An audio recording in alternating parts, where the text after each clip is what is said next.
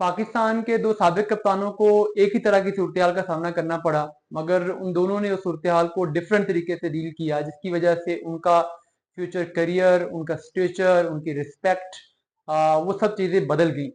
ये दो प्लेयर्स कौन से थे, साबिक कप्तान कौन से थे, इनकी स्टोरी मैं आपसे शेयर करके फिर हम उसको कंपेयर करते हैं पाकिस्तान के मौजूदा पिछले कुछ महीनों के जो हालात हुए हैं उनके साथ। जो पहला नाम इसमें वो यूनुस खान को 2009 का टी20 वर्ल्ड कप जीतने के कुछ ही महीने के बाद टीम में एक बड़ी बगावत के नतीजे में ना सिर्फ कप्तानी से हटा दिया गया बल्कि टीम से भी बाहर निकाल दिया गया। यूनुस खान उसके बाद कुछ महीने बाद पाकिस्तान टीम में उन्होंने कमबैक किया और अगले 7 साल तक वो पाकिस्तान के लिए खेले। और उन 7 सालों में जो उनके कप्तान थे वो मिसबाह उल हक थे, वही मिसबाह उल हक जो कि उस ग्रुप में शामिल थे जिन्होंने यूनुस खान के खिलाफ बगावत की थी। मगर यूनुस खान उनके साथ खेलते रहे, उनके साथ कंफर्टेबल रहे, उनको पूरा सपोर्ट किया। और ये 7 साल में यूनुस खान को बहुत दफा कप्तानी की ऑफर हुई, लेकिन यूनुस खान ने हर दफा कप्तानी की ऑफर ये कह के ठुकरा दी कि मैंने अपना टाइम पूरा कर लिया है, जितना मेरा किस्मत में कप्तानी थी मैंने कर ली है, अब मैं एज प्लेयर खेलूंगा। उन्होंने अपनी गेम पे फोकस किया, अपनी परफॉर्मेंस पे फोकस किया, और इन 7 सालों में यूनुस खान ने जो परफॉर्म किया वो उनके करियर के सबसे अच्छे साथ साबित हुए, और उन्होंने टेस्ट क्रिकेट में पाकिस्तान के लिए सारे रिकॉर्ड्स तोड़ डाले। इस वक्त जो उनका स्टेचर है, जो उनकी रिस्पेक्ट है, वो आपके सामने है। दूसरा जो नाम इसमें आया वो था शोएब मलिक। 2007 में जब वो पाकिस्तान टीम के कैप्टन बने तो उनसे बहुत सारे सीनियर प्लेयर्स टीम में मौजूद थे। वो कैप्टन तो बन गए, बट सीनियर प्लेयर्स ने उन्हें उस तरीके से बैक नहीं किया, जिसकी वजह से बीच में कुछ अचीवमेंट्स के बावजूद 2009 के स्टार्ट में उन्हें कप्तानी से हटा दिया गया। और जब उन्हें कप्तानी से हटा दिया गया तो उन्होंने इस बात को दिल में रखा कि मुझे कप्तानी से हटाया गया है और मैंने दोबारा कप्तानी जरूर हासिल करनी है, मैं कप्तानी डिजर्व करता था, मेरे साथ जाती हुई। इस बात को ज़हन में रख के उन्होंने अगले 11 साल पाकिस्तान के लिए जब वो खेले तो वो मुसलसल ये कोशिश करते रहे कि किसी न किसी तरीके से कप्तानी उनके पास आ जाए।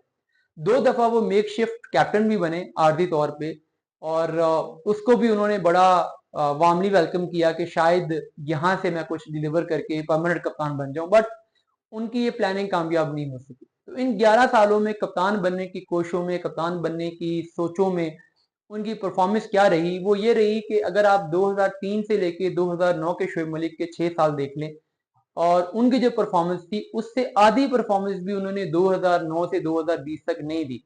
हालांकि ये उनका प्राइम टाइम होना चाहिए था एज बैट्समैन, वो मेच्योर हो गए थे, फिट थे, फॉर्म में थे, कर सकते थे। तो ये उनकी स्टोरी रही। इस वक्त शोएब मलिक का स्टेचर क्या है यूनुस खान के मुकाबले में? बहुत ही एवरेज क्रिकेटर का स्टेचर है।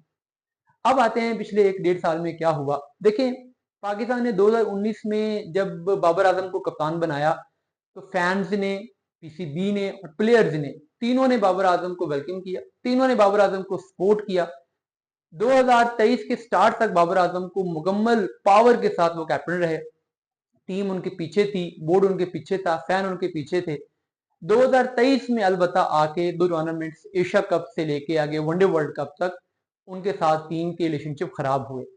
इस दौरान बाबर आजम ने एक वनडे वर्ल्ड कप में कप्तानी की, 2 टी20 वर्ल्ड कप में कप्तानी की और 2 एशिया कप में कप्तानी की। तो 5 इवेंट्स में आपने कप्तानी की। उसके दौरान अगर आखिरी कुछ महीनों में प्लेयर्स आपके साथ अगर सही नहीं चल रहे थे तो ये वो टाइम था जब बाबर आजम ये सोचते कि यार मैंने 4 साल कप्तानी कर ली है, मैंने 5 इवेंट्स में कप्तानी कर ली है, अब ये काफी टाइम है, अब अगर प्लेयर्स चाहते हैं कि मैं कप्तानी छोड़ दूं तो मैं छोड़ देता हूं, मैं अपनी बाकी जिंदगी एज अ बैट्समैन अपने आप का अपनी परफॉर्मेंस बेहतर करने पे लगाता हूँ, मॉडर्न डे का बेस्ट बैट्समैन बनाने की अपने आप को कोशिश करता हूँ, और अगले 5-7 साल में मैं दुनिया के बेस्ट बैट्समैन के तौर पे अपने आप को एस्टैब्लिश करता हूँ, मुझे कप्तानी की क्या जरूरत है। ये माइंडसेट अगर उनका होता जैसा कि यूनुस खान ने शो किया तो उनकी रिस्पेक्ट इस वक्त बहुत ज्यादा होती। बट उन्होंने क्या किया, उन्होंने शाहीन अफरीदी की उस हरकत को दिल में रखा कि इसने मुझे कप्तानी से हटवाया है और इस मौके की तलाश में रहे कि मैं स्कोर सेटल कर सकूं, और जैसे ही पीसीबी में सेटअप बदला तो फौरी तौर पे वो कप्तान बन गए। हालांकि इस दफा उन्हें उससे आधी पावर भी नहीं मिली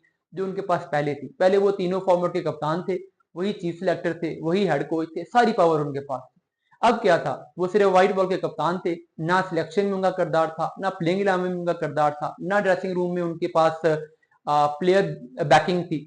तो ऐसा कप्तान बन के बाबर आजम ने क्या हासिल कर लिया? बाबर आजम ने जिल्लत हासिल की। आप T20 वर्ल्ड कप जिस बुरे तरीके से हारे, ये राइटिंग ऑन द वॉल था। जिस तरीके से आप वापस कप्तानी में आए, उसके बाद यही होना था। और अब जब आप T20 वर्ल्ड कप हार गए तो आपको समझ जाना चाहिए था कि यार मेरा टाइम गुजर चुका है, मुझे अब कप्तानी नहीं लेनी चाहिए। आपको अब पाकिस्तान के ऑस्ट्रेलिया टूर के लिए कप्तानी नहीं लेनी चाहिए थी, आपको विलिंगली रिजाइन कर देना चाहिए था, मगर नहीं।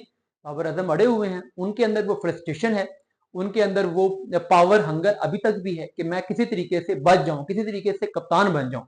तो जब आप एक ताकत हासिल करने के लिए अपने अख्तियारात खो देते हैं, अपनी बैकिंग खो देते हैं, अपनी सपोर्ट खो देते हैं, अपनी सेल्फ रिस्पेक्ट खो देते हैं, अपनी ईगो खो देते हैं, तो फिर आपके पास कुछ नहीं बचता, फिर आपके पास सिर्फ दलालत ही बचती है। तो बाबर आजम ने एक बड़े बैट्समैन होने का सबूत देने की बजाय एक छोटा इंसान होने का सबूत दिया, एक पावर हंग्री इंसान होने का सबूत दिया, और यही चीज उनको आगे जाके ले डूबेगी।